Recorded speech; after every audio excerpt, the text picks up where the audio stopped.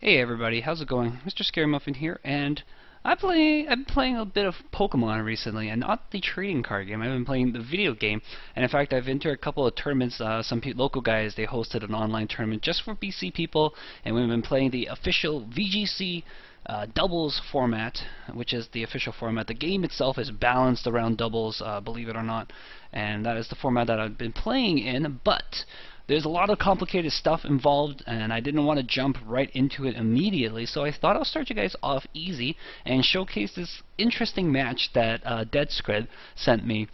And this is also for Jabu, because I know Jabu hates monkeys. And if you look over on the bottom left there, Kami, one of the players, is using a team of all monkeys, and Semosh is using a team of pretty good viables. I'm predicting a Mega Charizard, maybe a Mega Lucario, I don't know. There's an Azumarill there who's pretty strong, and a Ferrothorn's always very good. I don't really know how singles work that well, but we'll see how this one goes, and I'll try to explain a few of the mechanisms as we go along. You can see I'm actually just recording using a webcam pointed at my own DS, and that's how I'm recording. Alright, so yes, I'll put the code for this game down under so you guys can watch as well. So Kami starts off with the Monferno, who has a pretty good speed. He's going to Flare Blitz the Ferrothorn. Ferrothorn has a 4 times weakness to fire, so that is good as dead.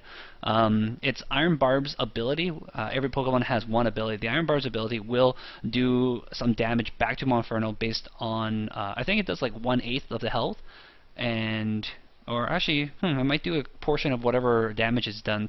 But I definitely know the real recoil damage is a portion of whatever damage is done to the Pokemon. So that's why he lost so much health, is because he knocked out the other Pokemon crazy.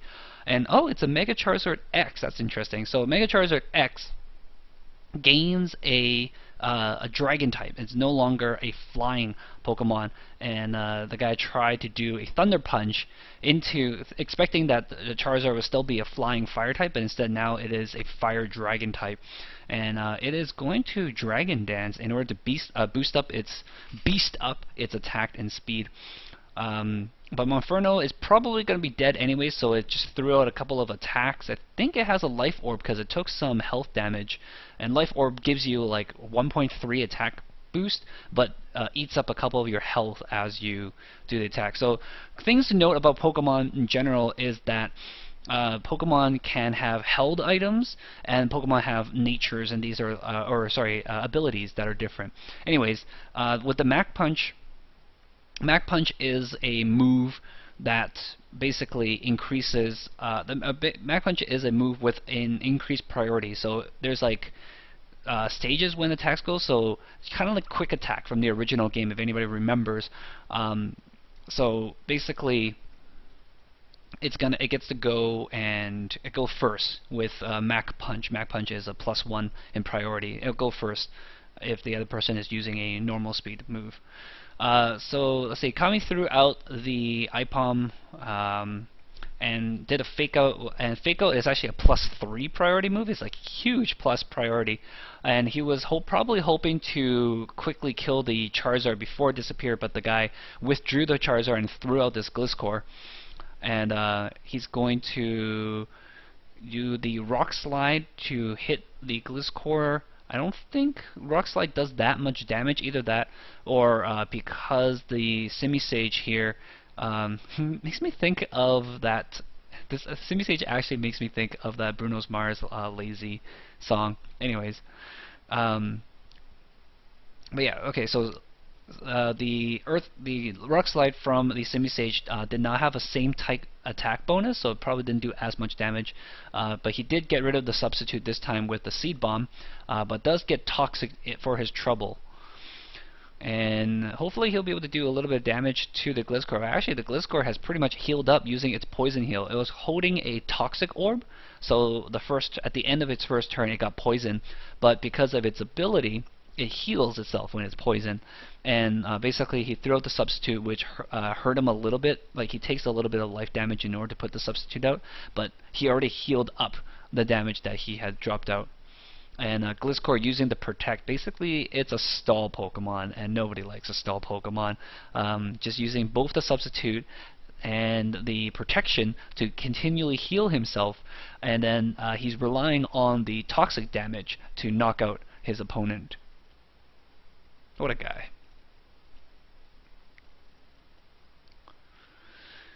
Alright, so it's a little bit slow going at this point just because one side has a stall Pokemon. But we get to look at how Pokemon goes out a little bit. In a doubles format, this probably wouldn't be as easy to stall out because the Pokemon can double team on certain Pokemons, and a lot of doubles play involves predicting who the other person's going to double team on and try to like avoid the double team, either using protect or a clever switch out to something that can tank the hits. Anyways, it looks like Simisage went down, and he's going to throw out the Simipour, and Gliscor is still going to continue to protect. So Ice Beam will definitely hurt the Gliscor, because I think Gliscor is poison flying or poison ground. Actually, if it's poison ground, then it's not going to do as much damage. But he's going to send out the Azumarill. Interesting. Okay. Azumarill can definitely tank the Ice Beam hit here. It's not going to do that much damage. Azumarill has huge bonuses to defense, but that Grass Knot's going to hit it for super effective. But again, it's not the correct typing, and so Simipour here will not get the same type attack bonus, or as we call it, the stab bonus, same type attack bonus, stab. But Azumarill is going to Belly Drum, cut its own HP, remaining HP in half, and then boost up its attack and speed. And it's actually ridiculously really good. And you can see right now, just doing the Aqua Jet, it's going to hurt a lot. And okay, interesting. Gonna have the. It's going to use the Berry to increase its attack, and use Grass Knot to finish off Azumarill. Grass Knot also doesn't do that much damage, simply because Azumarill doesn't weigh that much. Grass Knot, I think the damage done is based on how heavy certain Pokemon are. But yeah, all the monkeys on Cammy's side are named after like monkey sounds, like ooh ooh ooh and hee hee hee. Okay, so ooh, that's gonna hurt. I think Ivehome is like fighting normal. I don't remember, but that didn't do. Okay, Fake Out coming out. It's gonna do the clap, and doesn't do that much damage actually. Interesting. And the poison just completely, the poison heal ability just heals him up back up immediately. And we get a I don't know what this one is, a Slackoff maybe. And this is gonna get toxic as well. And the Gliscor basically is going to try to stall out and win this way. But we'll see what happens with the Slackoff. He's going to get hurt by poison, and every turn, of course, is going to get worse. Even if you switch out and you switch them back in, it just resets the timer, and it will continue to get worse every turn. It's going to throw out the Simisear, yeah. And he knew that Gliscor was going to protect on the turn, because that's just like the way he was doing things. Oh, it reveals the Focus Sash. So Simisear takes the Earthquake. I'm guessing Gliscor is a ground type, so it did a lot of damage. But Focus Sash is an item that you can hold, and basically it will break and when you get hit with a one-hit KO, and it will leave you at 1 HP. So he's okay, guys. He's still alive, but he's gonna go down here and throw him a Psyshock. It's an interesting move, Psyshock on a Alakazam. I think Psyshock is psychic and like physical damage, maybe. And I believe Alakazam has like really good. Wow, look at all that damage. That Fake Out, ridiculous. And it looks like all he uses the Ipalm is Fake Out. That Fake Out, of course, is a +3 priority move, as I mentioned. But the other element of the Fake Out is that you can only use it the first turn the Pokemon comes out, which is why he's switching it back and forth that much. And good prediction on figuring that Alakazam was probably going to try to hit the Ipalm. And Alakazam has huge speed, too. But here comes Charizard. And oh, the Earthquake, but it's not a flying type anymore, so this will hit. Normally ground types will not hit flying types, but because Charizard lost its flying type when it Mega Evolved into the Dragon type, it will hit and it will finish off the Charizard. So the guy basically sacrificed it for the Charizard and throws out a Lucario. Lucario's a metal type, which is also weak to ground, but he will go first and go faster with the Flash Cannon. And not enough. Slackoff has huge defense. Will Slackoff throw out the Earthquake? This might kill. Oh, so close. It's not the right typing for Slackoff. Slackoff might just poison, and yeah, he's going to be dead. Correct me if I'm wrong. I'm assuming that's Slackoff. I might. That's one of the Pokemon that I'm not super familiar with, and this might be an Ibipom. I think it's an Ibipom. Fake Out's gonna finish off Lucario. No, it doesn't. Oh wow. Okay, but it flinches Lucario, so Lucario's still gonna hit, and he's still gonna swap it out. He's gonna save and use that Fake Out as often as he can. He's gonna sacrifice the Simipour. It looks like. Yep. Get out of there. We don't need you. Yeah, it just throws out a Simipour because he realizes that there's nothing the Simipour can do against the rest of the rest of the Pokemon on this opponent's team. So that was a really smart move, and it looks like there was like recoil damage or life orb damage or something like that that just knocked Lucario out by himself without the other guy needing to do anything. And I guess the other guy is just sacrificing the Alakazam to the Fake Out. He must assume that the Fake Out was coming out. Oh, actually, that was the last Pokemon, so there's nothing he can do.